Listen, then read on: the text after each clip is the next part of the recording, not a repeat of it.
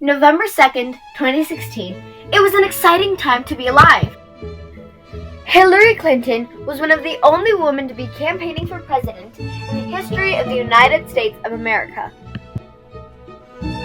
She went up against Donald Trump in the 2016 election, but she sadly lost the vote, and Trump became the American president. But on that day, many women flocked to Susan B. Anthony's grave to thank her for allowing them to 1. Vote, and 2. Have a woman campaign for president. Susan B. Anthony was an activist, an abolitionist, and a women's rights leader. People would make postage stamps and coins in her honor, but why did they do it in her honor? Well, she helped pass the 19th Amendment. The law that allows women and African Americans to vote on no account of their race or their sex. Though this law was passed many years after her death, her legacy still lives on today when a woman says, "I voted." If society will not admit of women's free development, then society must be remodeled. Now, here's our information about Susan B. Anthony's rough childhood. Susan was born February 15, 1820. She grew up on a farm in Adams, Massachusetts. Susan had a smart and quick mind, so she ended up reading and writing fluently by the age of 3. In other words, she could write quickly and neatly simultaneously. After a couple of years, Susan B. Anthony's sister went to Philadelphia to go to school and get an education. It was a strict and harsh school. Susan B. Anthony's teachers were rude and annoying as ever. She would often write in her diary daily and talk about how much she hated her teachers. But soon enough, disaster struck. Anthony's father lost the farm and had no money left. So, he had no choice but to take his daughters out of school and bring them back home. Though Susan was happy to get away from her teachers, she was also sad because she knew how much her father loved his farm. When she got home, she worked as a teacher in Union Canyon's Friends Cemetery in Rochelle, New York. And 7 years later, she became headmistress of Kennejohari Academy. There, she saw how women were treated and paid unfairly compared to men. 2 years later, Susan B. Anthony went to an abolitionist, or anti-slavery convention. At the convention, many people, including Frederick Douglass, a former slave who published a book called The North Star, spoke about slavery and its cons. But when Anthony went to speak, a man stopped her, saying that women must simply watch, not speak. This is what pushed her to her border and start a lifetime of work and perseverance. Females are the most beautiful, gorgeous creatures in the whole world, and I think that we are gorgeous no matter what size we are. Susan B. Anthony organized the Seneca Falls Convention. There, Anthony gave speeches and talks about women's rights and how they were treated like pigs, which after her death led to many more opportunities for women in World War I to become engineers.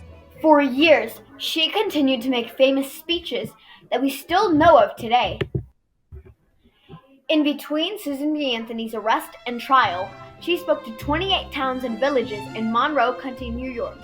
She asked them, "Is it a crime for a U.S. citizen to vote?" Susan's last speech before she became ill says, "Failure is impossible. Never give nor take an excuse." Now here is our information about life before Anthony. You see, 72 years before Anthony was born, the Founding Fathers wrote this: "We hold these truths to be self-evident that all men are created equal." You realize how it said men, not women, not African Americans, but men. And this became a problem many years later with slavery.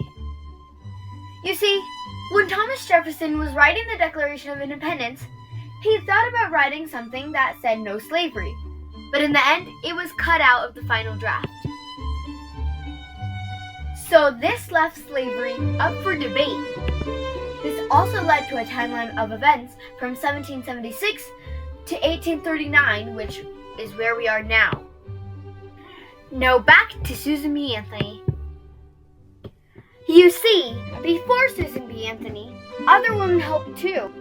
These people include Lucy Stone, Matilda Joslyn Gage, Abby Kelly Foster, Sojourner Truth, and Elizabeth Cady Stanton.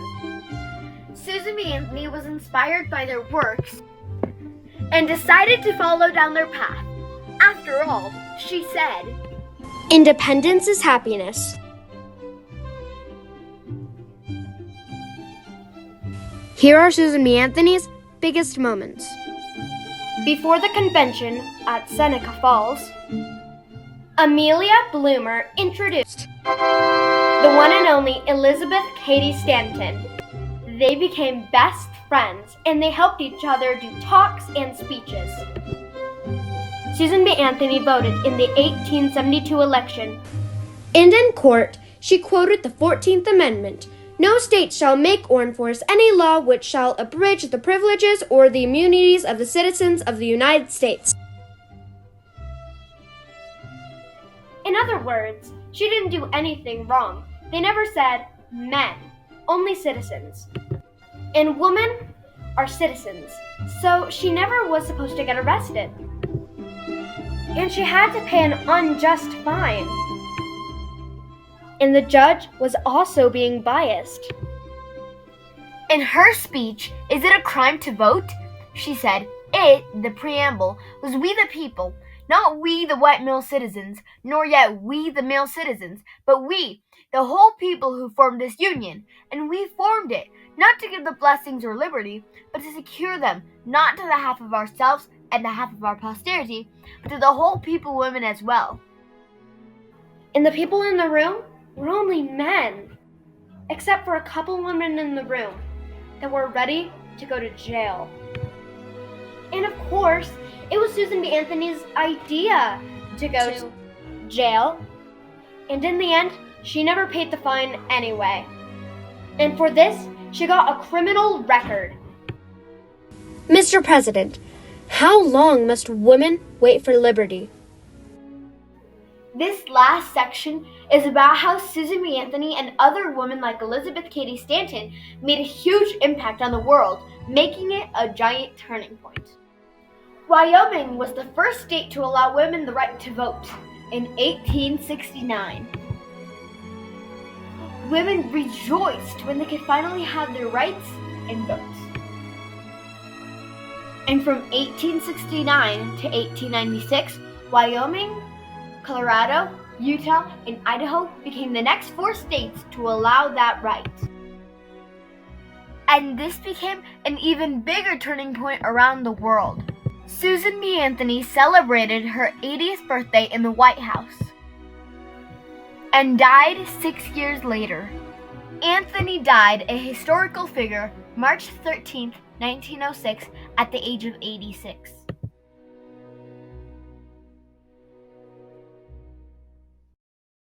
In the end, the moral of the story is we the people can do anything. Here is our citing for our documentary.